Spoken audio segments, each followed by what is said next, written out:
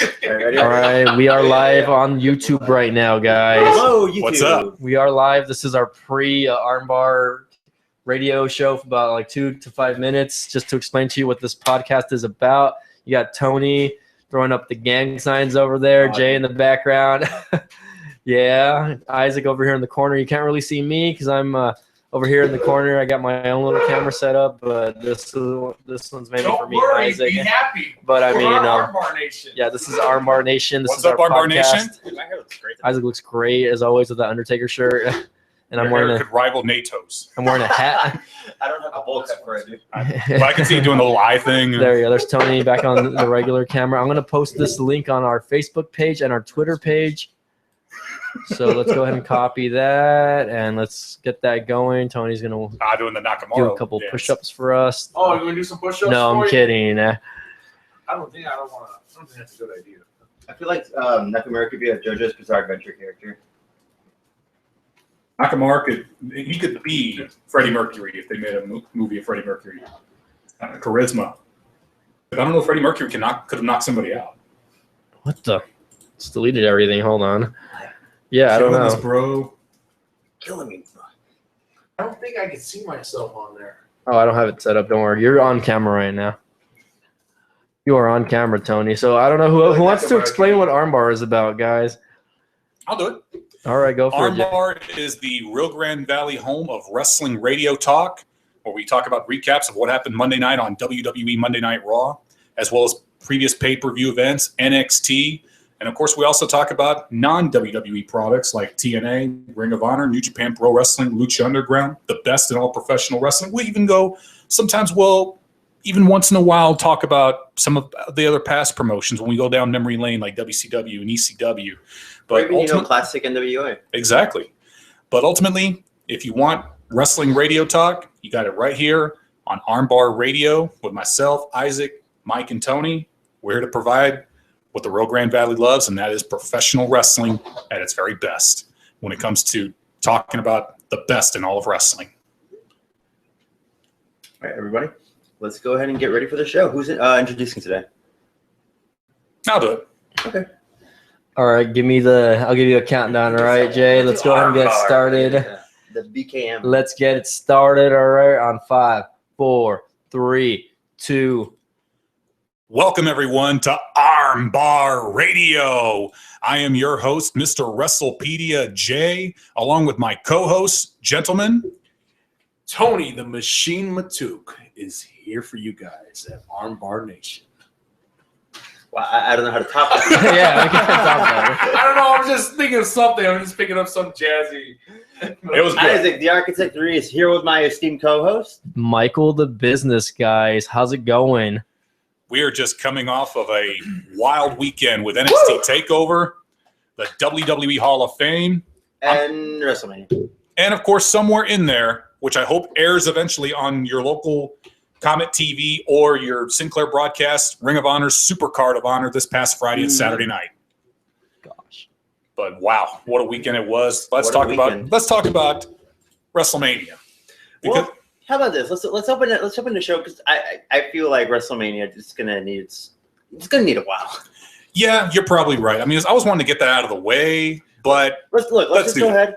Let's talk about possibly the best show of the weekend, NXT TakeOver. yeah, Dallas. man, awesome show. I mean, where do we start with NXT TakeOver? I could not find one bad match. That's it. Not at all. It's like basically buying your favorite rock and roll album, like with me wearing a Guns N' Roses t-shirt today, like buying Appetite for Destruction and trying to find a bad song on that album. You're not going to be able to. And to my friend Michael Hansacker, that was a shout out to you because I know you're perhaps the biggest Guns N' Roses fan. If you're listening, shout out to you. Mhm. And I couldn't name one song off of Appetite for Destruction I thought was bad. Much like I couldn't find one song off of NXT TakeOver Dallas that was horrible. They were all great matches from top to bottom, from Absolutely. the opening bell till the main event. All right, so let's run down the card. Let's start with Apollo Crews. Apollo Crews, well, he wrestled Elias Sampson, but I don't think that match made the air. Most likely that's probably going to air this Wednesday night on NXT. The opening match was the NXT Tag Team Tag Team Championship. Championship, yeah. American Alpha versus the Revival, right? Very good matchup. I thought and it was a great matchup. has the ability to hold up as a classic. And American Alpha, they're finally accepting it. Like they're starting to go full like team angle on this. They're very patriotic, and I just feel like overall it was a really great match. Jay, I would say so. I mean, American Alpha, they kind of remind me a little bit more of the Steiner brothers, and I guess it's mostly because of the singlets and the colorful look they got. But very well-deserved victory for American Alpha, defeating the Revival, a great throwback tag team, and becoming the NXT Tag Team Champions. Best of luck to American Alpha as far as their reign as tag team champions. Hopefully, leads into bigger and better things. It's funny that you say that American Alpha reminds you of Steiners, because I get that vibe from the Revival, honestly. The Revival's more, I would say, and I'm going to go real old school. So for your old school fans out there, I'm going to go more the Minnesota Wrecking Crew. I'm talking about Ole and Arn Anderson. And this is before the days of the Four Horsemen. Just two no-nonsense strongmen. Yeah, no flips, just fists. Well, we got to remember, the new tag team champions are Ready, Willing, and Gable. Exactly. And then, of course, let's talk about the NXT in-ring debut of the greatest man that ever lived, Austin Aries, and his victory over Baron Corbin. What could be possibly Corbin's final match in NXT now that he's on the WWE main roster, but more on that later. Your thoughts on Aries' debut and his match with Corbin, and how did you feel Corbin did in that? I feel he absolutely delivered in that match. I feel like he had a good way to carry Corbin, and I felt he was a really good antithesis because Corbin's a huge guy, and Aries, no disrespect to him, but he's kind of small. He's what, 5'9"? At least around that area, yeah. He's a little built, though. I mean, he's not thin. Yeah, this is not to discredit him as a wrestler at all, because I feel like he was one of the best TNA wrestlers of all time. Not just that, but also the first man to ever hold the prestigious Ring of Honor World Championship on 2 occasions, the second being Jay Briscoe. But I'm glad that the A-Double's finally in NXT, and who knows when it'll be, how long it'll be before A-Double is moved up to the WWE's main roster. But, man, that match with Baron Corbin, good way to introduce in-ring, of course, Austin Aries.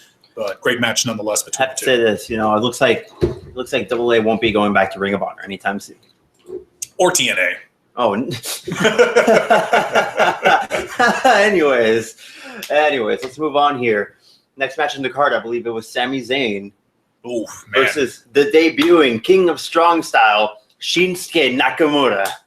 That we're gonna be here a while for, because that match, oh my God, I literally lost my voice. I swear I started crying somewhere in the middle of that match, just because this has to be my contender so far for match of the year, because we've seen how good Sami Zayn could go in the ring, and then just when you pair him up with Shinsuke, it was like, and then as soon as Nakamura, winked in that match to Sami Zayn, you knew the gloves were off in this one. To me personally, I think that should have been a great WrestleMania match. That would have been a great WrestleMania. It would have been a great defining moment just to have Shinsuke debut there, just to, show him off as a big deal. But I feel like they really did a good job of showing him as a big deal. Mike, I know you're not as familiar with Shinsuke as the rest of us, or maybe even New Japan, but what were your thoughts into that match? I definitely have to say that I was super, super impressed by Shinsuke. Obviously, the match started off a little slow. I don't know if there's a little in-ring communication barriers there between Zayn and Shinsuke. I felt like it was really slow at first, though, and that after a good maybe 10 minutes into the match, that's finally when they started getting it, basically. And I thought it was really good.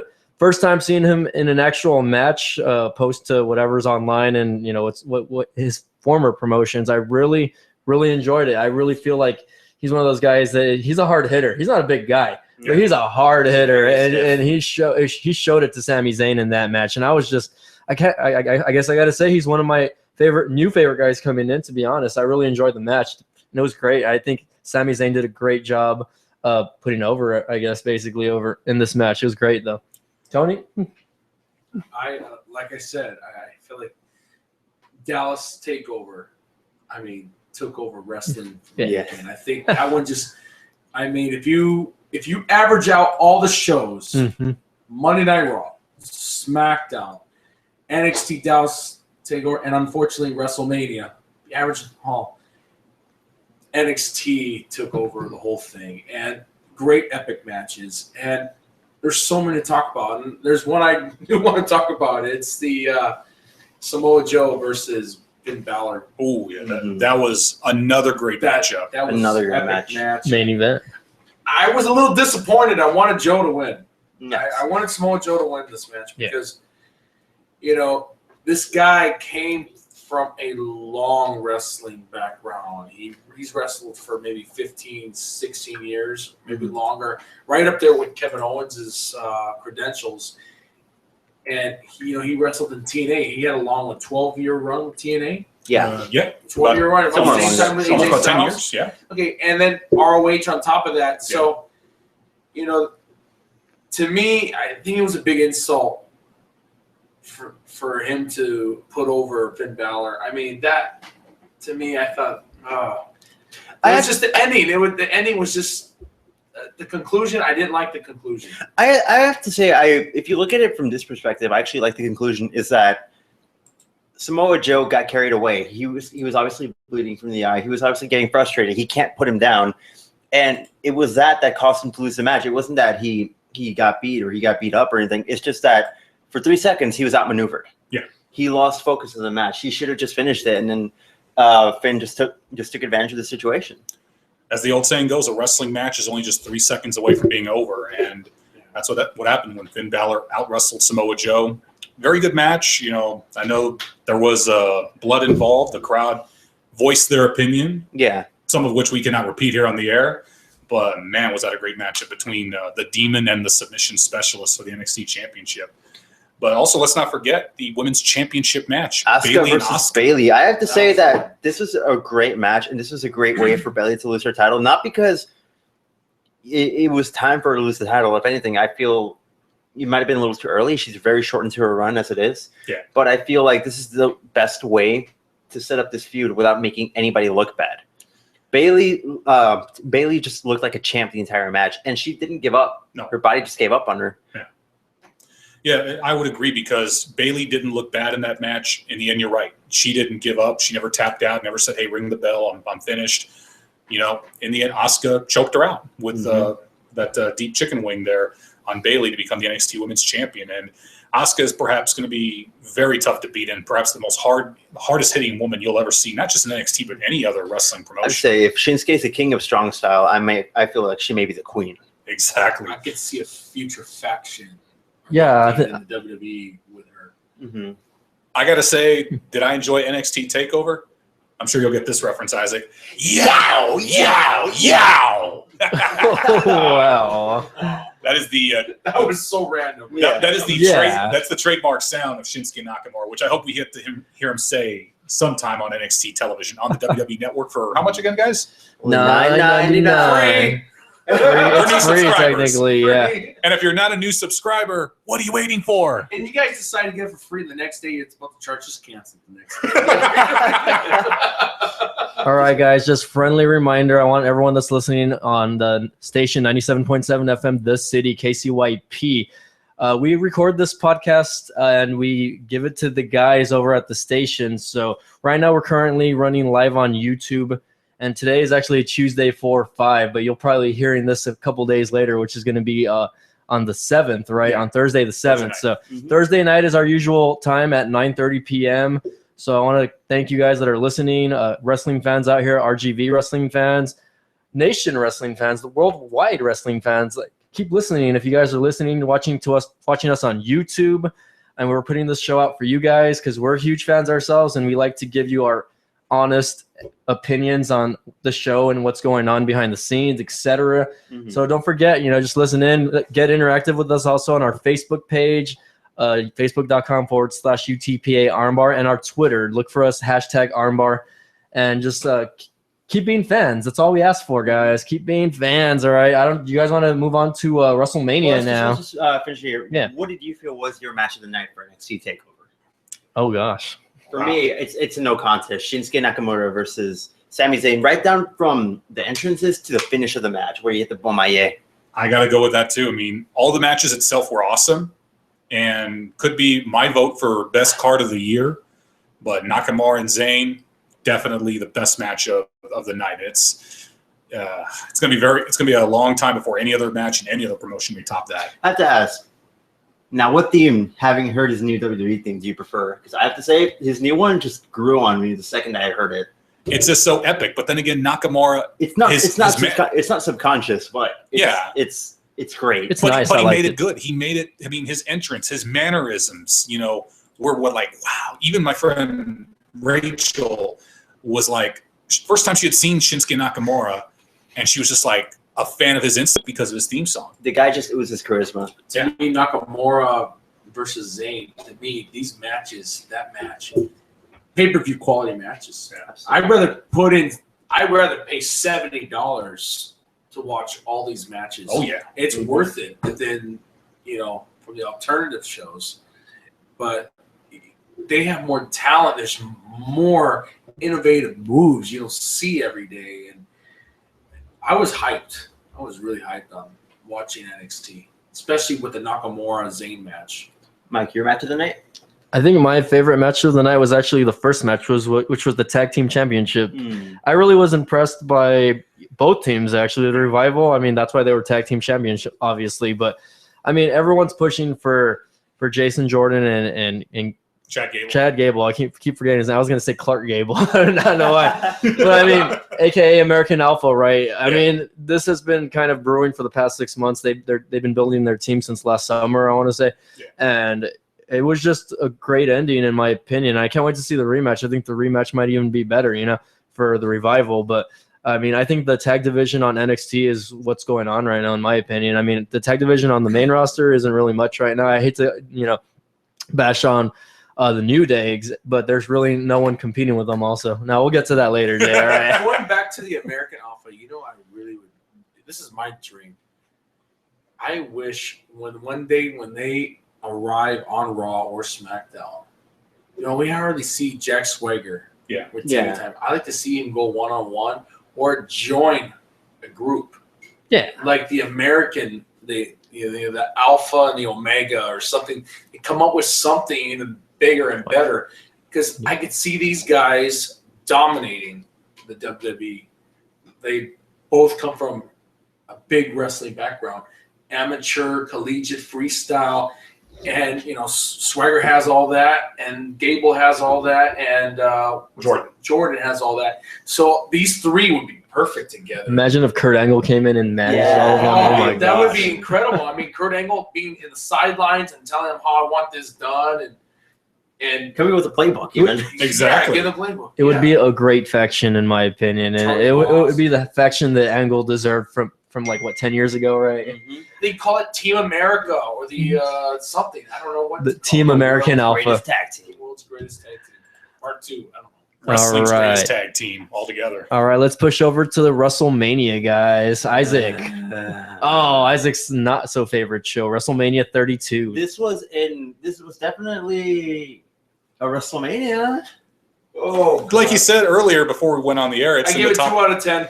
It was in the top 32 WrestleManias of all time. Yeah, I mean, just some matches were good, and some, as you guys said this past weekend, it was like Vince was kind of giving us the obscene gesture because we were not in favor of his main event.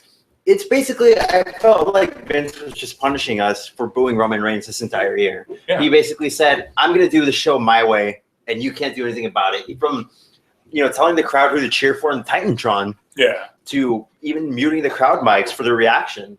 What kind of company does this? This is a publicly traded billion-dollar company, and he basically said, "It's my way or the highway. You don't like it, leave." They never even did that to John Cena. No. And yet they do that with Roman Reigns. It's like, come on. I mean, but then again, like we pointed out earlier, the way things are going with Reigns and kind of the attitude he's been presenting lately, if they couldn't make him a Cena 2.0, don't be surprised if they try to make him Batista 2.0, if you catch my drift. Well, what do you expect? Vince McMahon doesn't really care. He's just in it for the green. They made over $17 million.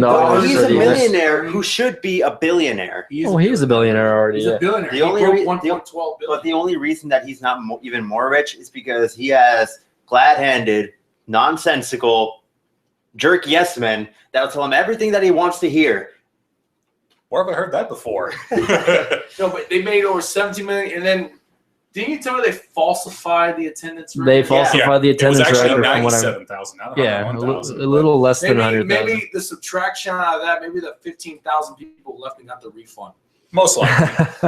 But a lot of the people didn't even make it into the building until the time for the Divas match. That's sad too. But then again, it's a huge stadium. And to X-Man, Jessica, and to Mindy, congratulations on being at WrestleMania. Hey, not every day you can be at a WrestleMania. We're a little jealous. Yes, we are mad jelly. Very. But, I mean, then again, at the same time, though, part of us are kind of thinking, if they had gone to Takeover, I would have been more jealous. yes, I would have been extremely, but especially, or if they were front row to see Nakamura and Zayn, I would have been like, why are you telling me this? But yeah, just something like, for example, one match I kind of had a gripe on that I really looked forward to was Brock Lesnar and Dean Ambrose. Yeah. I felt that could have been a match to launch Dean Ambrose, but the way Brock beat him, I'm thinking the only way I could see any kind of consolation in that is if they're building a Reigns versus Lesnar 2, possibly for SummerSlam. If not, I felt, what was that? It was a waste. Anyways, let's go down the card. So starting off, we had Kalisto versus Ryback. Oh my gosh, horrible match in my opinion. Yes, I don't want to. Yeah, I don't blame Kalisto. I don't blame Kalisto at all. And you know what? I don't think I'm blaming Ryback for it either. I just don't think it's a match that should have ever really happened. And you guys listening out there, if you guys follow Ryback or Kalisto, you know that. I mean, they're just not.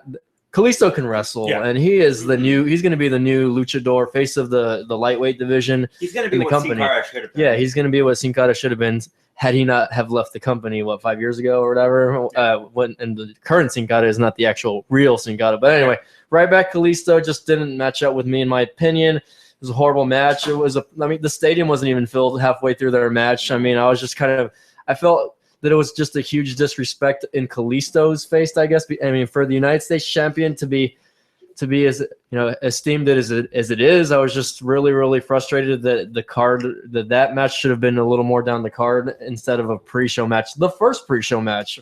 Especially when the U.S. title was on the line as one of the main event matches last year at WrestleMania, and now it gets relegated to the pregame.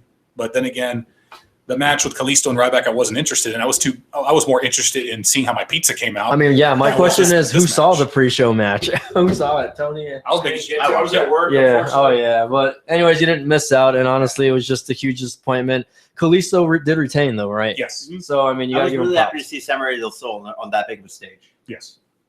All right, moving down. That's how we say lucha.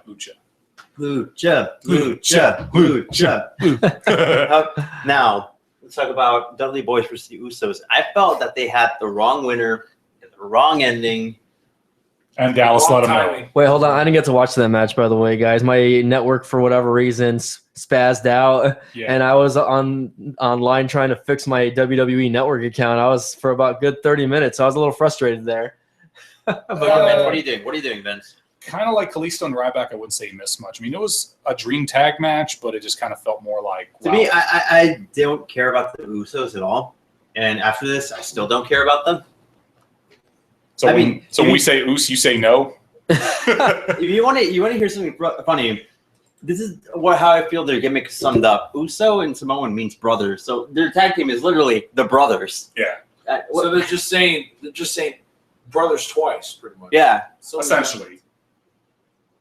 That's how enticing their gimmick is. They're brothers, and they're from Samoa. So, well, they are twin brothers in real life, so it's not like they're faking the gimmick. At least, right? I didn't get to see this match. I don't know your thoughts, Jay. I guess you did get to see this match. Well, to put it to you this way, it was a good match on paper, but Isaac was right. It was the wrong winner and the wrong loser and the wrong ending.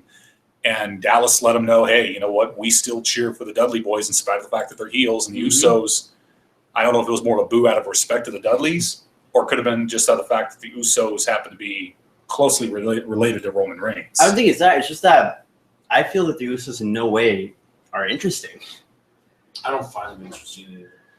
Right now, I just don't think that they're feuding with the right people, I guess. And I mean, they've been former tag team champions. I mean, I feel like they can get it in with the crowd if they want to get in. I guess the fact that, they're the Rock's cousins, they're related to Roman Reigns, also at the same time with the lineage that they have, just kind of killing their whatever you want to call it, momentum. It's killing their fan base. I mean, I don't know. I mean, I just don't see what's going on with the Usos lately. I mean, they were at the top. T-shirts to little kids. Yeah, I mean, I mean, they're good guys. They're. I feel like they're the John Cena's of tag teams right now. I guess I hate to start saying that. That's the perfect way yeah. to sum it up because even their shirts look like Cena shirts. Yeah, I mean, they're always gonna have Reigns back. They're gonna have the Rocks back, no matter what, because they're family. So I don't know. I mean, I just don't feel like they have a slight edge, is what we like to call it in the business, because they're. I mean, they don't have any heat on them. I don't know what else to say about that. I don't know. All right, so moving on to the main card, let's talk about the Intercontinental match, which in my opinion was probably match of the night for WrestleMania. Yeah, I agree. It's one of my favorite WrestleMania matches. I just love that WrestleMania is starting to have they have at least one spot heavy match every year. Now, I feel that they have the right winner in this match, and that's the only time that they had the right winner for this match, aside from Kalisto and Ryback. Now, the match overall was pretty good. I thought it was okay. The inclusion of Sami Zayn and Kevin Owens were absolutely just phenomenal. I thought it was absolutely great. And then seeing the spots between both the men, I just love how they can't enter the ring without just beating the ever-loving stuff out of each other. Yeah. But Ryder finally had his WrestleMania moment, and it seemed like, oh hey, they're finally making up for all those years of burying him. And overall, I just thought the match was really nice. It was a nice six-way Seven-way Intercontinental ladder match. But I feel it probably would have been better as a one-on-one match, but that's just me. I really enjoyed the match, actually, and like you said, it was my favorite. It was probably my favorite match of the night. Also, I was kind of gunning for all the guys that weren't meant to really be in the match. Okay, you got Zack Ryder, obviously, Cody Rhodes, aka Stardust. Sin Cara, which I loved his outfit, by the way. White Ranger? The white, yeah, it was great, man. I'm sorry to say, but I really, Kevin Owens obviously, solidified himself in the match as the champion. Stardust outfit was really great. I loved it, and it paid homage to his father. And his ladder too. I loved it also. Yeah, the polka dot ladder was amazing in my opinion. I thought that was real great and paying homage to his father. It was great. I don't know, Jay, what do you want to? Live in public, if you will, baby. That was beautiful. This is why we call you Mr. WrestlePedia over here. Okay, you can also give great imitations of wrestlers from the past, aside from giving us great knowledgeable facts, weekly facts, daily facts of wrestling, actually. But I don't know, Tony, what do you think about that match? Actually, I was actually looking forward to that match, the ladder match with the rightful winner was Zack Ryder. They did bury him in the past. He didn't get that much TV time. And the fact that him picking up that belt and his father being there ringside, watching see his son achieve this goal. And I understood that Ryder mentioned that when he was a child, he actually held the Intercontinental Championship when Razor Ramon was, when he was the Intercontinental Champion. He was holding it, and he was really proud. And this time, Razor Ramon got to hold his IC Championship. That brings a lot to me. I'm glad that they're actually pushing the Intercontinental Championship. It's a prestigious title. It's 37 years old, and it's rightfully should be and on the grandest stage of them all, WrestleMania. I'm a little disappointed with the U.S. Championship being, off the, the pre-show, but to me, that was classic. And, congratulations to him. But there's going to be some more unfinished business later on Raw, which we'll talk about that. All right, next match on the card, AJ Styles versus Chris Jericho. Great match. No, it wasn't. I thought it was a great match. Well, hear me out. No. Hear me out. All right. Great match, but incorrect winner. I feel that it was the incorrect winner too, but I feel like Styles just carried that whole match. Because here's the thing, we've seen Styles go 50 minutes, an hour, and even longer, and even wrestle, classics in New Japan. I feel like, he probably has the most 5-star matches in the shortest amount of time. Yeah. Especially with his whole career revival as leader of the Bullet Club. But something was just off here. It was off. He just gave it to Jericho. He just jumps up, said, "Here, Jericho, take me. Give me the code breaker." Here's the thing. Here's how I feel. I feel like Styles gave his all in that match, especially for his first WrestleMania. But I feel like Jericho was just kind of phoning it in a sense. I don't know. It felt really sloppy, very slow. Jericho didn't look to be as 100%. Like he's really starting to show his age now. And I felt like the match was just really lackluster. And It was a really disappointing finish. I was just surprised, and this is why I'm surprised, guys. Like you said, it was really slow, and I feel like there was just a lot of not the communication wasn't there in this match as it was in the previous 3 matches that they had, and that's what I don't get. This should have been a better match than what it was, to be honest. And like, I don't really disagree or agree with the winners and losers of this match. I don't really care who won this match because both of them have already, have a pinfall over each other. So that really wasn't that there. It's just I was expecting a better match than what it was, and I was really, really disappointed in what was going on. I mean, there was just too many miscues, too many too many delays on one or the other part. I don't want to give all the blame to Jericho because I think a great wrestling match involves 2 people. So I mean, both guys have to give it their all. So anywho, I mean, that's just my that's my take on that. Tony. Well, like going back to that, I mean, yes, AJ was carrying Jericho throughout the whole match, and he was trying to make. Jericho was also trying to make AJ look good at the same time. Just the ending, it just was terrible. My guns were on AJ Styles. When he was jumping out the ring apron, it's like he was like, okay, Jericho. It was so obvious. It was so obvious, too, what the finish was going to be. Yeah, he's like, take me. Just take me. Hit me with a cold breaker and pin me. Let's just end it. And, going back to the past 2 matches, they have a victory over each other. Those 2 matches were better than the WrestleMania. Yeah. The match at Fastlane was better. Exactly. Absolutely. But the way Jericho finished Styles was almost similar to how Randy Orton pinned CM Punk with the RKO off the top from WrestleMania 27 a few years back.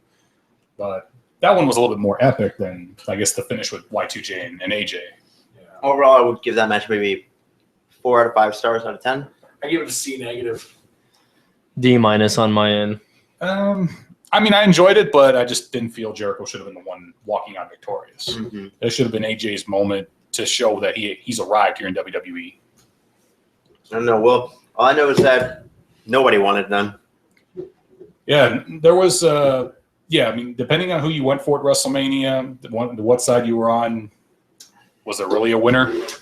They don't want none. They don't want none. Oh, my God. All right, next match into the card. Next match, trying to remember, of course, it was, like I said, a huge weekend of wrestling with Styles and Jericho. If I'm not mistaken, I think we even also... No, that was like later into the card. That one we can go over later on. Wasn't it the women's It was the New Day against... It was the New Day against the League of Nations, 3 versus 4, and man, the highlight of that match... The big box of Bootios. That big box of Bootios and the Dragon Ball Z entrance.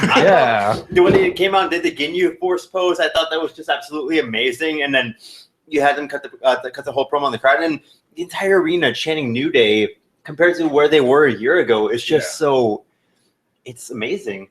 All right, guys. Well, I hate to cut it off right here, but we need to pronounce our beautiful letters. So let's go ahead and get into it. Can I do it? Yeah, go for it. KZYP, the city, 97.7 FM, the city. That was horrible, right? You're getting there. You're getting there. And we're back, guys. Another edition of Armbar. We're just Armbar rocks. Armbar rocks. All right. We have Armbar, and then the second hour, Armbar zone. Exactly. Today it might have to be in a half hour, but let's go back to that League of Nations versus the New Day match. I have to say I was really impressed by the intro of the New Day. I really loved it, and I think Xavier Woods actually downgraded on the trombone, right? It's just a little bit smaller now. I think what was his name?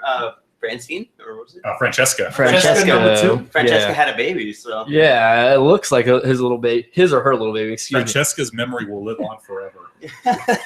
I mean, to be honest, I hate to say it, but this is probably my least favorite match of the night, guys. Yeah. Not to discredit League of Nations or the New Day, which I think the New Day did great with their outfit. Xavier Woods' hair was amazing, absolutely. Copying the whole Vegeta scheme of that, Hearing Michael Cole say that's obviously Vegeta was so weird. Yeah, hearing that from a guy like Michael Cole, who probably doesn't even know what Dragon Ball Z is, but you never know, maybe he does. Guys? Possibly, but yeah. Well, the match was another one of those, incorrect winner. I felt this should have been New Day's chance against League of Nations. Absolutely. But, hey, we made up for it with 3 very huge yet surprising appearances from 3 WWE Hall of Famers. We had Mick Foley, HBK, and, of course, the Rattlesnake, Stone Cold Steve Austin come out. And, everybody did their finishers. Everybody went out. Foley had, of course, Mr. Sacco. HBK had the super kick, and then you had that beautiful stunner cell by Rusev. Exactly. Which I felt his cell was on par with Razor Ramon's at WrestleMania 18. Indeed, brother. I got to say the same. Or even then again, the best seller for the stunner was The Rock in all their WrestleMania matches. But the highlight also seeing New Day dancing with the legends, and then Austin looking like he was going to do the twerk dance, and then just turn around and stun Xavier Woods and the beer celebration. I just love their reaction to when they stunned Woods. He was like, "No, why would?" I just thought they played out their characters really well. I mean, I guess this was trying to make like their WrestleMania moment in Dallas, but it would have been better if Austin wrestled. I don't know. It didn't make much sense to me for that to happen. Wasn't Mir and Stone Cold look puffier with all that beer? Oh gosh, yeah. I gotta say this. 20, 30 pounds of beer. I gotta say this. You know, it didn't make much sense to me that they come out and basically, you know, they're like, oh, well, you can't clean up this foreign tag team. Well, guess what? These old schoolers can. And again, it's like, it just felt weird because you're basically saying, oh, see all this new talent? Yeah, they're not as good as the old one. They're not as good as this Attitude Era guys, as, you know, Chris Jericho and all these. It just felt weird. But unfortunately, that's how some fans feel, some that have tuned out of the WWE, because today's talent is not as what at one time was in the Attitude Era. You know, and I've had those conversations with my friend X-Man several times when it comes to talent of today versus talent of the 90s. So, you know, it could be just an attitude from the fans that might be just translating over to the office. Yeah, well, I mean, you got your new generation of wrestling fans versus your old, and everyone's going to have their different take on it, because what's happening now to, you know, an 8-9-year-old kid is great. You know, they're seeing something they've never seen before. They're seeing some of the best. This is, in my opinion, the best roster that WWE has ever had. And they're wasting it. Well, if you think about it, guys, I mean, children now that are watching WWE right now, that it's a PG show, you know, John Cena. I mean, John Cena, for instance, that's their Hulk Hogan. I mean, you got Roman Reigns, that's their Rock. And if you got, or Apollo Crews, that's their Apollo Crews, or the New R-Truth. Yeah. R-Truth is their Booker T. The New Day is their DX. Exactly. Yeah, absolutely. So, I mean, these guys. Oh, and if you think about the League of Nations, that's their what? Heart Foundation, or maybe the Heart Foundation, probably the closest thing you can get to that. The actually, Heart Foundation were a lot better workers than the League of The Nations. Heart Foundation were more interesting. Yes, they were. I mean, the League of Nations, I don't even think they would get cheered in their respective countries like the Heart Foundation did when they got cheered in Canada and in Europe, but yet in the U.S. get booed. If they were to go to Ireland or Mexico, or I don't think they'd even get cheered there. Exactly. That's the my New point. Day is so charismatic, and the New Day actually has, you know, a gimmick. Voted as the best gimmick of 2015 by our friends at the Wrestling Observer. All right. Moving on here. Next match in the card. Then the next card, well, in my opinion, the best women's match in a very long time. Well, let's not forget Trish Stratus and Mickie James 10 years ago. Yeah. 10 years later, we had Charlotte, Becky Lynch, and Sasha Banks. Let's talk about something here that they finally dropped the Divas term. They finally dropped it. They're superstars now, and they competed as women for the women's championship. Exactly. And I felt that's something that was long overdue. The belt looks better than the it looks great. I never liked that Divas championship belt itself. It was agreed. To me, that was like a relic of like the spinner belt era. Both of them very ugly belts. Exactly, but at the same token, the difference was the spinner title was just for Cena, which later on got carried over as the main championship for whatever reason. Can I just say something? It just feels weird to me that the spinner belt was just used for that long. Like, I know this is like a little tangent, but that's true. Imagine if, you know, the smoking skull belt became the main belt. And, you know, everybody it would lose a lot of its colorful meaning. Yeah, and, you know, that I hated that, you know, the spinner belt, because it didn't look right on a guy like CM Punk or Triple H or Batista. No, Edge.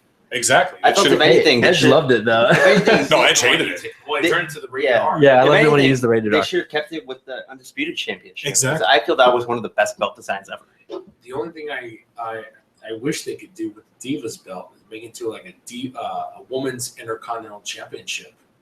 I could see that. Because, I mean, that leftover belt, I mean, even though they retired, they could also recycle it and make it into an Intercontinental Championship or a U.S. or a TV title for the upcoming women in the roster. Yeah. And then, God forbid, they decide to make a women's tag team championship. That would be great as well. I mean, there's a lot of women talent, and they're finally getting noticed. And, women are just as tougher than, the guys. Exactly. I mean, they take high-risk maneuvers. And then you got Charlotte doing that moonsault off the turnbuckle. That was great. Even Bad Lita smiled. Exactly. And then the robe she was wearing, guys, that was the robe loved it. that they put together when Flair retired back in 2008. That was the same robe that they used, and then they put, making it more exotic for Charlotte. Let's not forget, Sasha Banks tributes there to Eddie Guerrero with not just the tights and the boots, but she even did a frog splash and tried to do Three Amigos there in the middle of the match. Yeah. And I felt that her performance by far was one of the best I had seen yet in any WrestleMania or in any match in general from any woman. And again, I felt that this was a match where they had the wrong winner because, in my opinion, it was. I felt it was Becky Lynch's time to win the title. Exactly. I felt it was her time, but they decided to stick with Charlotte for some reason. I don't get it, but hey, congrats to her finally having a belt worth holding. Exactly. It looks really great. It looks really classy, and I felt like that was one of the best matches of the night. Absolutely. This is what I have to say about Mania is that it felt like it had really great matches, but the winners of the match just kind of tainted everything.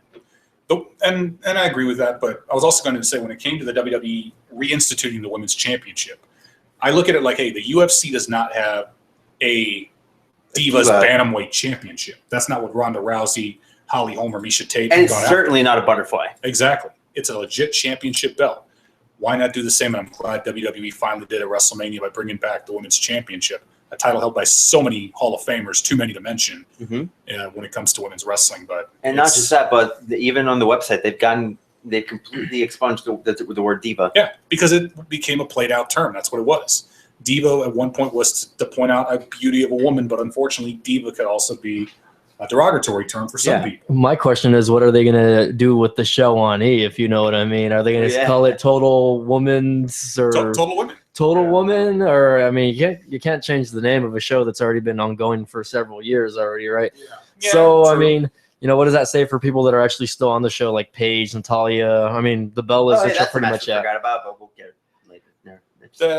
What, pre-show match? Total Divas won, so. Yeah, that's. I don't think there's much. The six woman tag match, right? Before we move on to the next match, when are they going to replace the pennies? Oh god! You know what? I think those belts are perfect. You're talking about the tag championships, right? I would rather have one like the NXT belts where it's like gold on each half. I love it. Yeah, for both of them, and just make it look like the WWE belt. Like if they're gonna make all the belts look the same, then at least try to keep it consistent or something. Well, no, I don't think they should make the belts look all the same. Bring back the classic design of the tag team championship. Yeah, I mean, if they did bring back those titles, I would love to see like the titles that the Legion of Doom held. That was a great title in my opinion. I felt it made it feel more prestigious. Those belts look great on whoever wore them, basically. I mean, So I don't know, but I mean, honestly, I think the titles are fine now. I just think they just need to revamp them and make them turn gold. Turn them gold, get rid of the bronze, and give them like a bright colored gold or a white gold or something like that. Give them a silver look to it, something that makes it look, I don't know, just not the way they look right now. But not something you'd flip if you need to make a decision. Okay, next match of the night. Come on, Vince. All right, next match of the night was going to be the Hell in a Cell match. No, wait, hold on. Dean Ambrose versus Brock Lesnar. But I talked about that match earlier. Can I talk about it? Go for it. You get that shot. I have too many words to say. Some of them we probably cannot repeat on the air. Okay. They made this big hype about the Brock Lesnar and Dean Ambrose match. They were just promoting it and promoting it and promoting it. And then when it occurred, I was like, oh, what? Are you serious? I mean, they make this big hype. Okay, so he's starting the match and he's busting out all the weapons. He's doing shades of Terry Funk. He's throwing all the chairs in the ring. He obviously you can't use a chainsaw in the match. I mean, okay, what is he gonna do? I'm gonna saw off Brock Lesnar's arm so he doesn't give me any more suplexes. Or I mean, this is getting to the point. Okay, So he's about to use the barbed wire baseball bat. Okay, so he misses. So the only thing you see out of him is getting dumped 13 times with 13 suplexes. I mean, you figure you see a little bit more out of Dean Ambrose. Dean Ambrose pretty much was just like a piñata throughout the whole match. Mm-hmm. And to me, I thought that was just a big upset seeing that happen. I wanted Dean Ambrose. I wasn't expecting Dean Ambrose to win, but at least get rid of Brock Lesnar. Brock Lesnar was just using him as a punching bag throughout the match. And all he did was a couple hits with the kick, and then he breaks it, and then it goes on and on and on and on. And you figure, okay, where Dean Ambrose come in? He just does a couple of hits. I mean, everybody was anticipating for this match versus the Roman Reigns and Triple H match. This was supposed to be the creme de la creme of WrestleMania, like the Ricky Steamboat versus Macho Man match in WrestleMania 3. Yeah. But this, to me, became like a glorified stunt match of all time. So to me personally, I really didn't care for that match. It was just a big downer to me. All right, I'm kind of going to go off here because, okay, you build so much. You have this match be hyped up. You have the legends come in. You have Terry Funk. You have Mick Foley come in, and you give him these weapons, and you build it up to where it looks like everybody knew Ambrose was going to lose. Everybody knew Ambrose was going to lose. Yeah. There was no bones about it that he was going to lose to Brock Lesnar. He was going to put him over, but they didn't even give him a chance. They didn't give him a fighting chance. What they did is that they pummeled him on. They didn't even use any weapons here. No. They didn't even make him look good. What a fire extinguisher. They put him down. And okay, yeah. I admit, they put in little spots there. They have the fire extinguisher spot. But what did it lead to? What are you doing? Okay, you had here Brock Lesnar coming in, and obviously he doesn't care anymore. This was Goldberg versus Lesnar bad. This was a bad match. This was really bad because it didn't highlight any of Ambrose. You idiots! You had the chance you have the biggest face in the company right now with Dean Ambrose, and you ruined it. Honestly, I'd rather watch the Floyd Mayweather match versus Pacquiao. You ruined it, and it was just really bad because here's the thing. He's the most over guy in the company, and they cool him off for Roman Reigns. He's capable of putting on a great match, and I felt like his match with Lesnar could have been one of the best matches of WrestleMania, if not of all time, and they ruined it. They killed any momentum that he had. They killed any hype that he had. And now he's made to look out like some loser while Brock Lesnar just picks up a paycheck and disappears for the next few months. Way to go, because here's the thing. You're relegating him to guys who are part-timers? What does that say about your company when you're relegating time to part-timers with guys who aren't even wrestling full-time and don't care about the product versus guys who have been there for years and are working their butts off to do this? It's not right. Brother. Exactly. It's not right. It's not. Yeah. I could have Let never me hold you imagined. down here, Isaac. I could have never imagined. Amen. Yeah, I could have never imagined back in the mid '90s in the Attitude Era, Hogan and Flair coming in as part timers with WWE in the shape they were in at that point. They're making the same mistakes WCW made. And where's WCW? They're on $9.99. Exactly. They're making the same mistakes that WCW made. It's so frustrating for me as a fan because it's obvious that they don't care. They don't care about their fans. They don't care about how we feel. All they care about is making a buck and making sure that their guys go over. Yeah. And Ambrose is an indie guy who came from Combat Zone, from Dragon Gate. He's more over than Reigns is. But ultimately, what did that match serve? This could have been the Stone Cold versus Bret Hart of our generation. Yeah. And they made him look like a loser.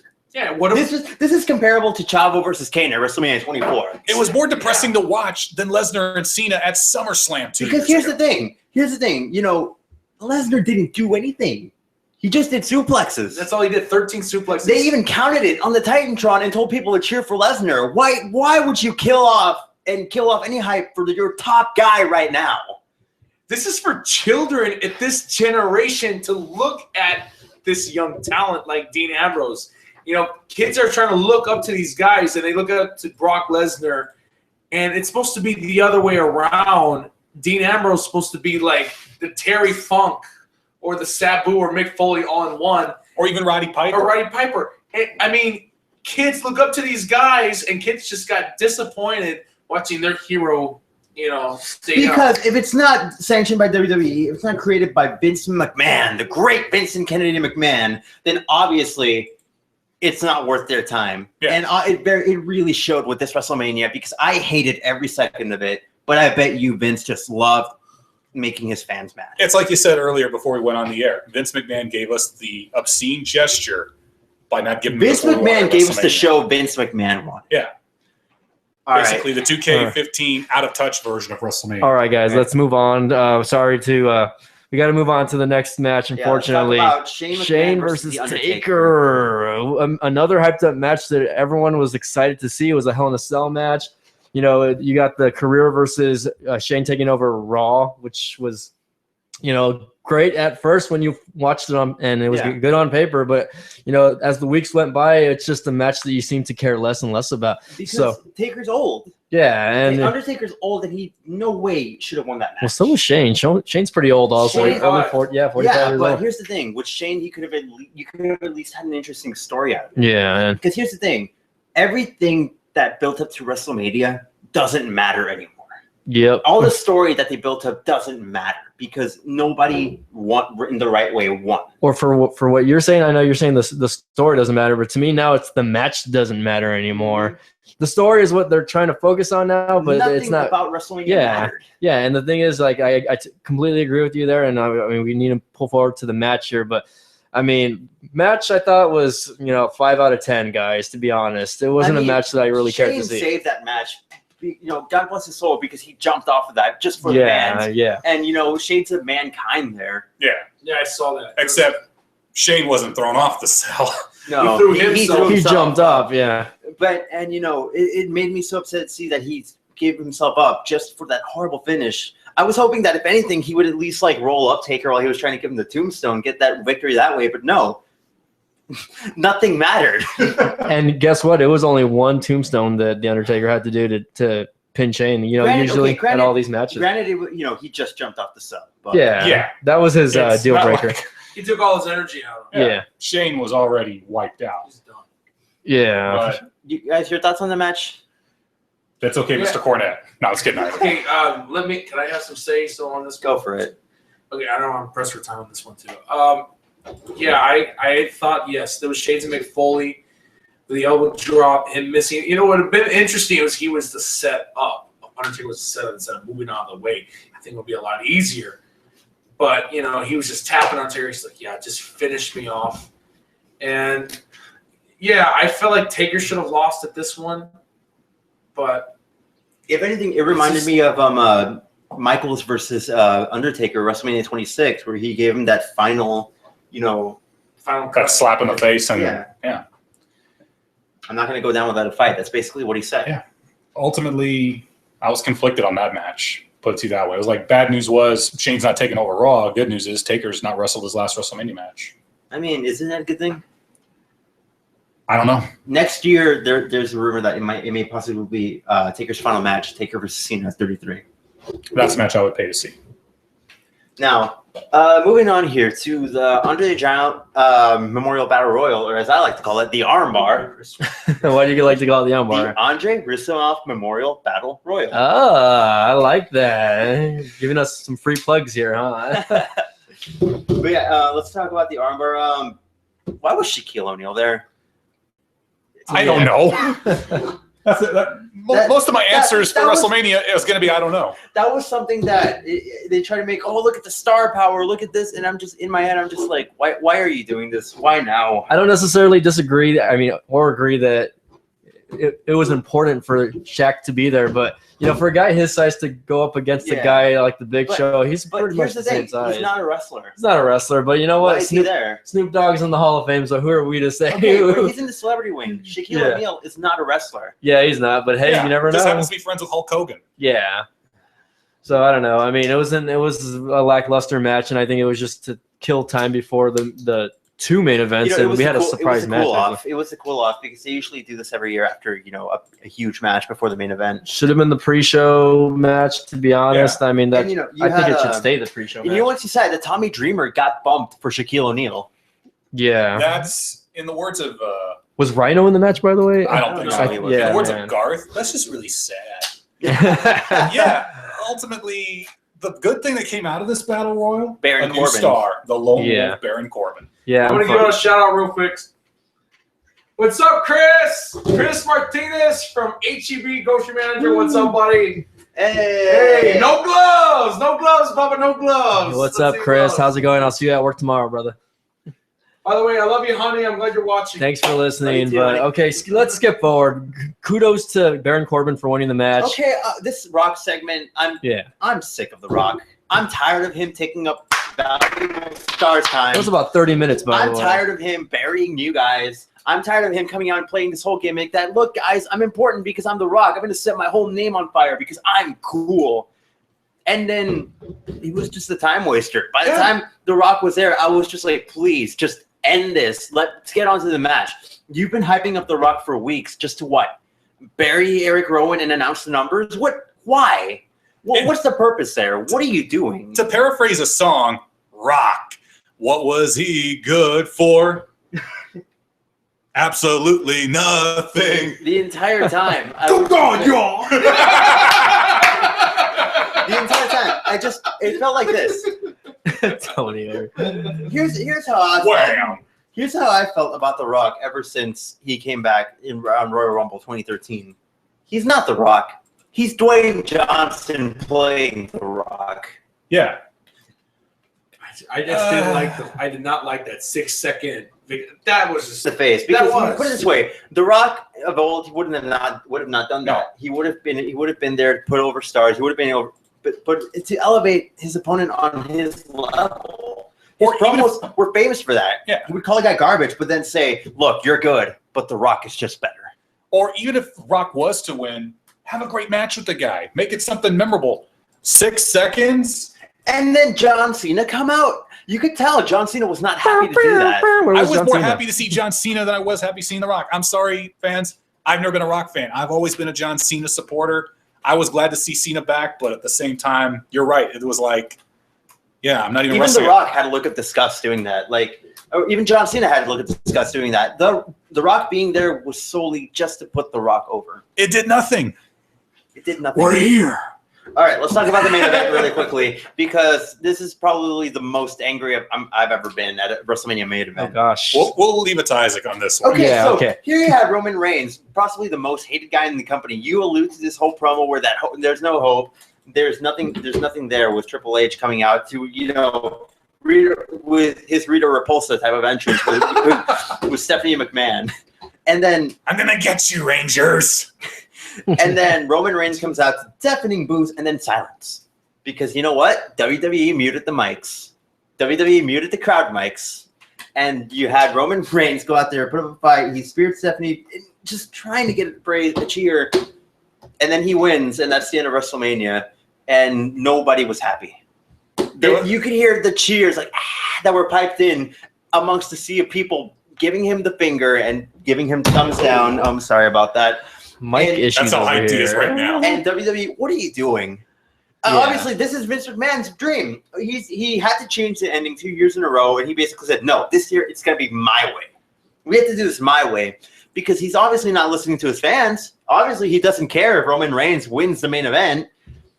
I think the only way the fans were actually paying attention to this match is checking out Stephanie McMahon and her Pretty Woman 1990s skit, with the knee-high boots or the thigh-high boots and the whole thing. I think they're all paying attention to her than watching the Roman Reigns and And Triple H. here's the thing. Her Attitude Era hairstyle. Here's the thing. Here's what I think they tried to do this WrestleMania. Have everybody that they were rooting for lose, just so when Roman Reigns gets the big victory, they have something to cheer for.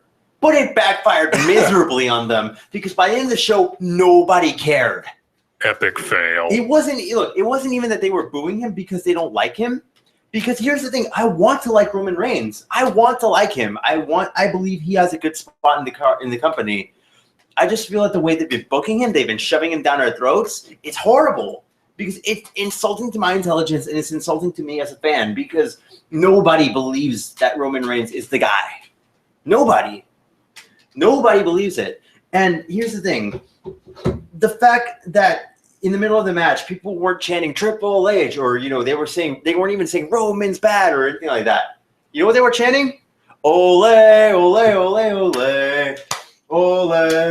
And here's the thing, it doesn't even show that Roman's getting a reaction. Even if it's boos, because they tried pulling that with Cena, because Cena can embrace those boos. It just showed that the fans didn't care. Yeah. And to me, that's even worse than garnering any boos. Even Cena fans care for John Cena to a degree. Even non-Cena fans, even Cena haters care about John Cena. Yeah. What I said. But yeah, with Roman Reigns, it was like, he's there. It's the best way to put it. But yeah. And, like he said, he's not a good guy. He's not a bad guy, but he's the guy. And obviously Vince is very happy with that. And because he got his champion. And that's what I'm going to leave it to, because Roman Reigns being the top guy, Vince, you did it. You did everything that you wanted. You did it. And I don't know at what expense you're willing to do it. I don't know if you're willing to lose fans over this, because honestly, this entire week I've been telling people to check out the alternatives like Lucha Underground, Ring of Honor, TNA. I don't know. Even TNA in the shape they're in right now is probably worth more. I don't know what Vince McMahon is doing, but it's very apparent that he doesn't care about his fans anymore, and he doesn't care about me anymore. Yeah, it's been that way going all the way back to the 2014 Royal Rumble. And I have to say this, Vince, if you don't care, I have no reason to care anymore. Well, I have no reason to be subscribed to the network. Remember, fans, you can vote with your wallets at how. I want to pay $60 for pay-per-views. Might have to again. Shoot, Mm-hmm. just the ones that actually count, though. But we can't say that, because some pay-per-views that we think about that are going to be bad end up being good, and some pay-per-views that you expect to be good end up being really bad now. So it's wow. I hate to say this, guys. I mean, once a wrestling fan is born, that's another paycheck on Vince's pocket. And here's the thing. Wrestling fans, like Dutch Mantella said, they're the most loyal fans you'll ever get until you slap them in the face. Yeah. And then they'll turn away and look for the better product. And I see the bruises on your face, Isaac, from being slapped multiple times Sunday at WrestleMania from Vince McMahon. All right, guys, let's close it out. Final minute, actually. WrestleMania sucked. That's it. Yeah, close it out. Okay, final minute. We want to thank the Armbar Nation fans for listening. Follow our like pages on Facebook and on Twitter. Our Facebook handle is going to be, if I can get the link here, it's going to be facebook.com/UTPA Armbar, and follow us on Twitter at twitter.com/UTPA_Armbar. So follow us, subscribe to us on YouTube. If you guys just search the key terms KCYP Armbar on the search engine, and you'll find our channel. It'll be the first to pop up. So go ahead and like us there on YouTube as well. Closing shout outs. Tony, we'll start with you. I want to give a shout out to my wife, Liza. I love you, honey. And also, hey, what's up, Chris? I'm giving you another shout out since you didn't hear it. Or if you did, I'm not sure. But what's up, buddy? We have a lot to talk about tomorrow if you see me at the store. Anyway, I want to give a shout out to my sister. Cuts the best hair. You guys get a haircut. Stop by see Sarah, by the way. Where at? All right. At the barber spot. All right, there you go. Jay?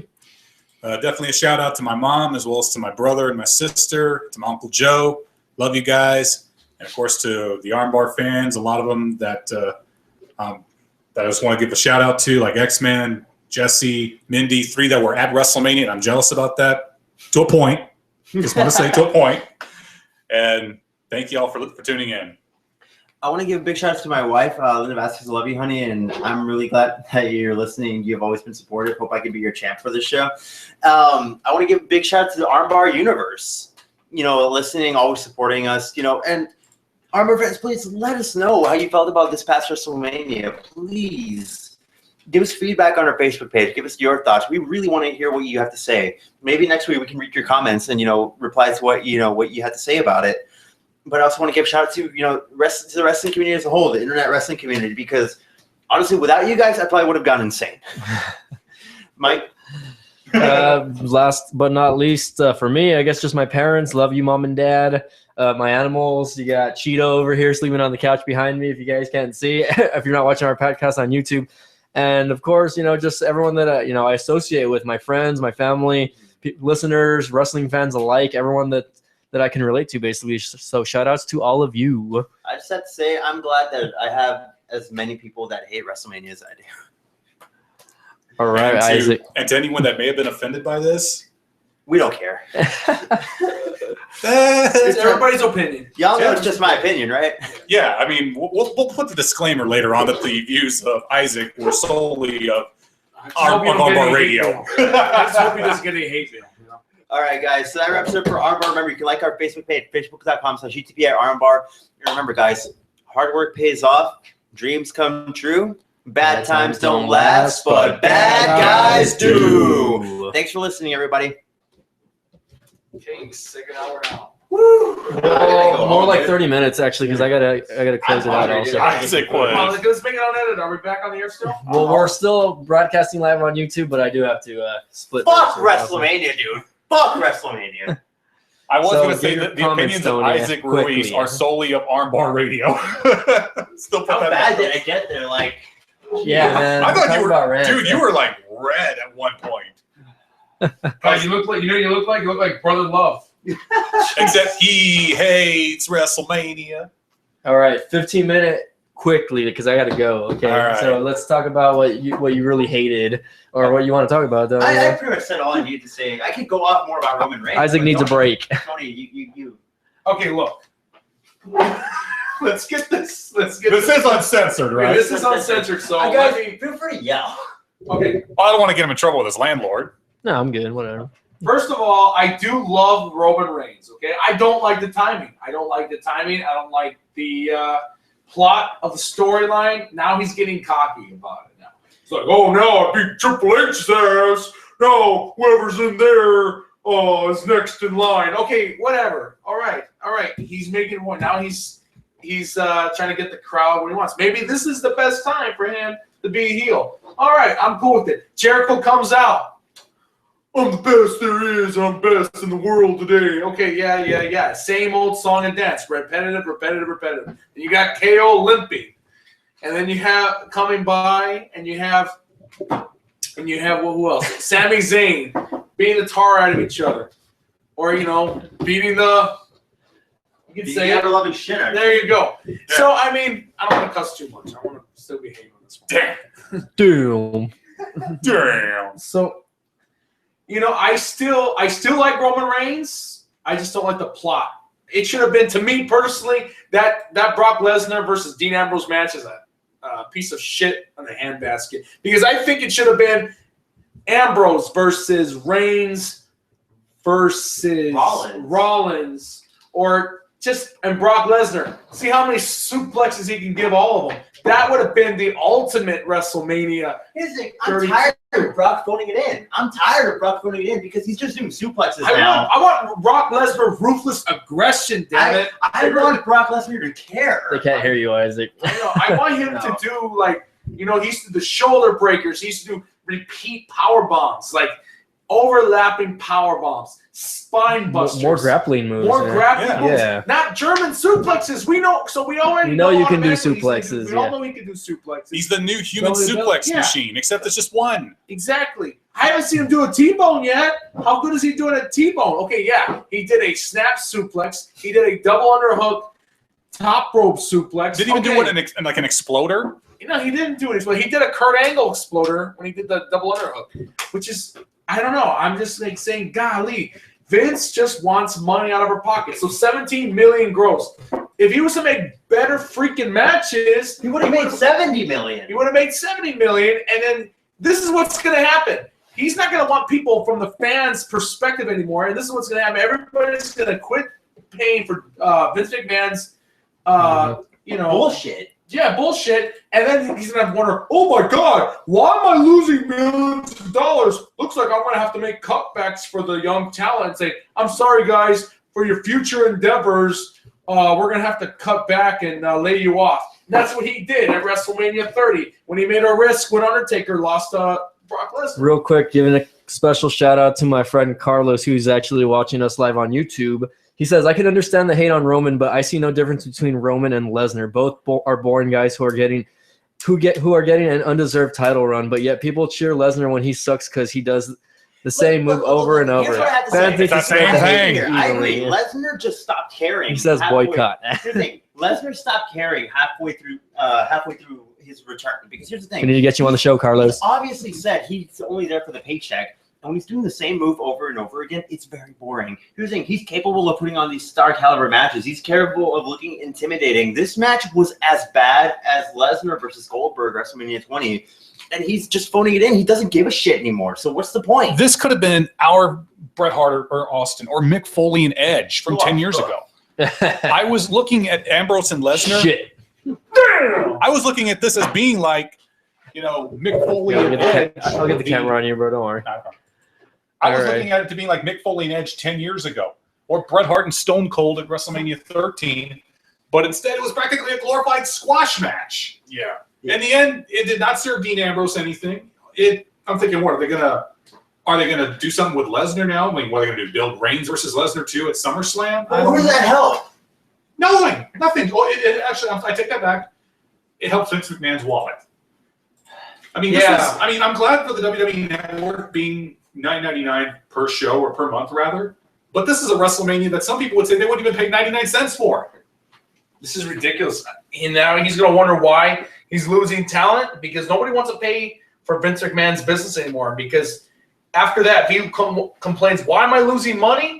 Because you don't do what the fans want. Man. He's going to blame it on the indie guys, or he's going to blame it on the guys that people like, and he's just say, "Oh, they're too small. They don't draw. We need more Roman Reigns." Yeah, just Or like Ryback. what they did to Daniel Bryan 2 years ago. And in the end, guess what? They thought, we can bring Batista back and we'll see millions of dollars right out the door is what you were going to say. Where's Titus O'Neil?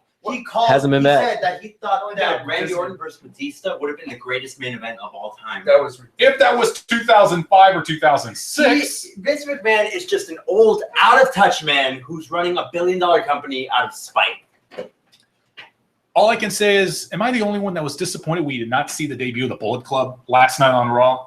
I'm very. You know what I think was the most entertaining out of the weekend was the Hall of Fame and the NXT Takeover. Hell And you know what? Let me talk about the Hall of Fame. I want to talk about before we finish. Final segment. Stan Hansen, I love you, man, but you talk way too much. You talk way too much. He did. He talked about what, 30 minutes? Almost 30 minutes. Come on, save up for the guys. Now, yes, to put the cherry on top, and I love saying that, by the way. No gloves. Free bird. Cherry. The no glove cherry. Michael No Glove and Hayes. Yeah, Michael No Glove and P.S. Hayes. I mean, that was the longest. I think that was one of the most longest speeches. Probably the longest speech I've ever And seen. he sang at the end, which was awesome. Backstreet USA. He's like, Linda, I think I peed on you in the plane. I mean, who the heck? I thought he was going to get fired that night. But Sting, Ric Flair talked way too much for the introduction. He should have shut up about 10 minutes before the introduction. Well, oh, yeah, you know, Gold's Gym ownership and blah, blah, blah. I'm like, dude, just get to Sting for crying out loud. You know? I thought it was as bad as Michael Jordan's Hall of Fame speech. Oh, goodness gracious. I couldn't take it anymore because I was like, just get to Sting for crying out loud. And then it was like, I like when Sting was like, I bet you guys were me for Halloween, right? And I'm like, you know what? Back to my 13th birthday, I was Sting. I was actually Wolfpack Sting. Hell yeah. Guys, I'm watching us live. Oh, wait, wrong camera. I will say there was a light at the end of the tunnel. And to the Roman Reigns fans out there, I am sorry, but we're going to soon have a new WWE World Heavyweight Champion, and it's going to be phenomenal. Yeah. I'm looking forward to it. I'm thinking, I don't think AJ's going to be the champion right away. I think it's going to brew to SummerSlam. I think what's going to happen is, I have a feeling Reigns is going to turn heel during the summer. And I think AJ Styles, he's going to lose against Roman this pay-per-view, but it's going to build up to SummerSlam. Yeah. And SummerSlam's like a secondary WrestleMania. Yeah, which I'm sure is going to be 4 hours long, just like last year. Exactly. So I could see that happening, but you guys don't forget, there's Money in the Bank coming up. Yeah. And Money in the Bank, something could also happen. Somebody could cash it in. And who knows? And there's always a new star born in Money in the Bank. Exactly. Here's my outcome. I hope it's not Baron Corbin. Here's where I'm living the next few months. Wow, Roman, you really are the phenomenal one. Wow, Roman, you really made me rest in peace. wow, Roman, you really are the best in the world at what you do. Topping it off with, wow, Roman, I can't see you. Wow. That was a very good. You guys gotta remember, Seth Rollins is gonna come back in a few months. That's So I mean, yes. With So Isaac saying that, I just felt like I just came out of a funeral. yeah.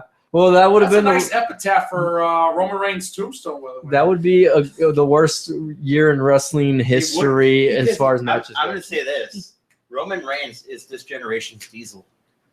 Yeah. No, No, I don't Maybe not think so. Diesel. I would say he's this generation's Lex Luger. No. Well, except he's not riding a bus. Well, you have to look at it this way, okay? He's like a combination of Undertaker and The Rock put together. No, but what I mean by this generation's Diesel is that when Diesel was WWE champion, that was the lowest rated year for WWE. Oh yeah, I mean, you know what's his face? I think Sid got more cheers than Diesel. Yeah. Yeah. If you think about it, okay, Diesel won the WWE Championship and like by a little bit of seconds. 8 seconds. 8 seconds by Defeated Bob Backlund. yeah, by Bob. I know that guy came from an excellent wrestling background, and he gets defeated in 8 seconds. And that could be institution, compared. too. That could be compared to Daniel Bryan versus Roman Reigns last year. Or Daniel Bryan versus Sheamus back in 2012. God. Oh, that yeah. was pretty. That was pretty. Was 18 seconds, right? 18 Yeah, with seconds. the kiss. 18 freaking seconds it took for them to bury No, him. Dev, how can you fix this? How can we fix this? You Put turn- Santino in there and have him get To quote Jim Ross, turn him heel for fuck's sake. Turn him heel. Bring What's JR back again. and bring my bark sauce for $4.99 a mile. Yes, Have bring JR. JR back. have JR on Monday nights and you got Mauro Ranallo on Thursday nights. You got 2 excellent announced. You know what? You know, I don't even mind if they just bring JR back as someone that is behind the scenes. He doesn't have to be behind the mic anymore. He's got anything. He's a Hall of Famer. Ross Report. So, you know, give other guys like Mauro a chance. The past couple of times that I did listen to Mauro, he's a great guy, Oh, yeah. and he seems like he can sell any match to anyone. So anyway, This is a guy that's called Floyd Mayweather. yeah. So basically, yes. I mean, bring a guy like JR back who can actually write stories, who can bring up the talent the way they should be brought up. Basically, that's what I want to see. Stress eating right now. Oh yeah, I I'm think gonna- he's there's the. Sparkle sighting, He's gonna buddy. go to This is why Popeyes. guys like Paul Heyman and Jim Cornette are not writing for WWE because if they were, I'm not it'd be gonna a totally touch different thing. Totally different outcome. You owe and me a it's- can of Pringles, by the way, Isaac. And did anyone catch the Nakamura chant during last night's main event? Yeah. Yes, it was almost like wow, like I can't believe they're Yeah, cheering for yeah, Nakamura like during the main event, and I'm surprised the crowd didn't go off more like just booing. I think at one point they were saying this is boring also during the main event. But I was hoping- AJ Styles. I was hoping for a WCW type ending where it was just garbage filling up the ring. Yeah, Or I don't know why that doesn't happen anymore. Well, the last time I saw that, I was in person for it at Lockdown 3 years ago in San Antonio, which I'm sure you saw on pay-per-view or, I don't know. What did you think about? You just seriously picked that up off the floor. I want to just talk about real quick the I Stone think Cold goes by the podcast. 5-second rule. Okay. We're not. I want to talk really He's quick still about stressed Holy about Foley, something. guys. Holy Foley, yeah. With Mick Foley's daughter, Noelle Foley, who just announced Like that. 17, dude. No, she's 22 or 23, actually, He I wants to think. be a yeah. wrestler. She wants to be a wrestler. She's legal, Isaac. Right? I'm gonna tell you that much He's right like, now. Yeah. what? I know, right? What? But anyway, beautiful woman. Even Stone Cold said it on the air. He said, like, I've known you since you were a baby, and he's like just surprised to see her now. He's like, you're freaking beautiful. Like he said it just like that. And I'm pretty sure Stone Cold thinking in his head, he's like, no gloves, you know. Yeah, and I bet you Mick Foley's like, you better not. Yeah, you better stay away from my daughter. You're worth $40 million, but I'll still Her kick your boyfriend's ass. a douchebag, though. Oh yeah, well she's Frank probably the dating. Clown, Who? he's a guy. He's a wannabe wrestler who's Oh always gosh. he's kind of like one of those WWE like front row guys, like the Brock Lesnar guy or the sign guy. Yeah, I mean, no comment there. I mean, but you know what? Zeitgeist. Interesting to see what's going to happen with her I think I over might the think next so. year, basically. Oh, come on. If there's any left. Oh, man. But I'll work anyway, out guys, the chair. any final comments? Because I really, really do got to go. Mike, the business has to go, and you guys are eating all of his chips here, which is not cool because I'm just hoping that her ear doesn't get ripped off, and I hope she's not missing 3 or 4 teeth. I hope You know, she he's stays a gonna be the first diva to image. jump off. you know what? I just hope for her, it's just one of those things where they don't live off their parents' legacy. Okay, guys. I mean, like The Rock didn't really do it. Obviously, he tried going with the Maivia thing for a while, but then he created his own character and his own persona. Became 7-time WWE champion. Let's hope it's not like a recall of Charlotte with her dad, which, you got Mick Foley, who, he's pretty much the ultimate babyface as far as legends go. You know, I mean, everyone loves him. I just can't see him. I just can't see Foley dancing But- to a modified theme. Yeah, version of his theme I song. just don't want to see him back his daughter. Like, okay, maybe the first several matches, but after that, stay out of her matches. Yeah. Don't go there. I Be feel there like for a good more gimmick for support. Noah Foley would just be like the hardcore princess. Yeah. Oh yes. I mean, Yeah, Sound like hardcore queen. ODB.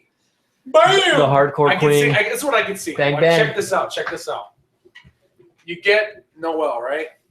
She's wearing. She dyes her hair black, okay, or light brown. She gets a shirt that looks like Cactus Jack, Mm-hmm. but it has her face on there, and she has a black shirt with the yellow embroidery, like the Cactus Jack wanted. She wears like leather jeans or leather pants with those Cactus Jack boots. Like you used to wear those Cactus Jack cowboy boots. Yeah. And then she has something wrapped around her hand, like the mandible claw. I feel like if anything, like Would you be? this could be a change in the women's division because there hasn't really been any like women's hardcore matches, and I feel like she wants to introduce it. Well, I mean, will Vince allow it? I mean, he wouldn't even let ODB in the door. And it's funny because he even said back in the day, like, can you believe what UFC is doing? They're letting women fight. They're gonna kill each other. Like Yeah, but there's not been a recorded death in the history of the UFC. yeah, but how many have there been in WWE now? Yeah. Obviously, Vince is just out of touch. He needs to go.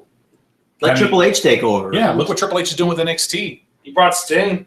Yeah. You're a billionaire, Vince. You don't need to do any more with the company. He brought what's his name, Bruno Sammartino to the company. Bruno Sammartino. He brought back the Ultimate Warrior. No, actually, Linda brought back the Ultimate Warrior. Oh yeah. Really? Well, but it was a combination of the two, but still. But yeah, if These you were fences Vince McMahon Obviously- was not able to mend on his own. I mean, here's the thing. Vince McMahon would rather make $1 his way than 1,000 somebody else's. What is this screen? I mean, where's the Vince McMahon that was willing to go the direction of, believe it or not, of all people, Vince Russo in the Attitude Era? I think his father's rolling in his grave. I think Vince Sr. is rolling in his grave right now. Something. It's funny because Vince's father promised he would never go against war in the territories. And yeah. Oh man, this.